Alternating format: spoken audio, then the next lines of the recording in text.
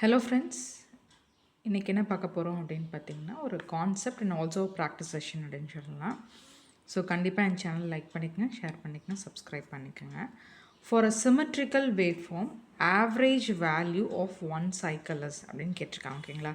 So symmetrical அப்படின்னா நமக்கு என்ன அப்படின்னா, ஸோ வேவ் ஃபார்ம் பார்த்தீங்கன்னா ரெண்டு பக்கமும் ஒரே மாதிரி இருக்கும். ஓகேங்களா? ஸோ பாசிட்டிவ் ஹாஃப் சைக்கிள் எப்படி இருக்கோ அது அப்படியே ரிவர்ஸில் இருக்கும். ஸோ ரெண்டுமே ஈக்குவலாக இருக்கும். ஓகேங்களா? அதுதான் சிமெட்ரிக்கல் வேவ் ஃபார்ம். ஸோ அப்படி இருக்கிறப்ப ஆவரேஜ் வேல்யூ என்னவாக இருக்கும் அப்படின்னா கண்டிப்பாக இட் வில் பி 0. ஓகேங்களா? ஸோ எப்போவுமே நம்ம சிமெட்ரிக்கல் வேவ் ஃபார்மாக இருந்தால் ஆவரேஜ் வேல்யூ அப்படிங்கிறது கால்குலேட் பண்ணுறப்ப will take only a half cycle. ஓகேங்களா?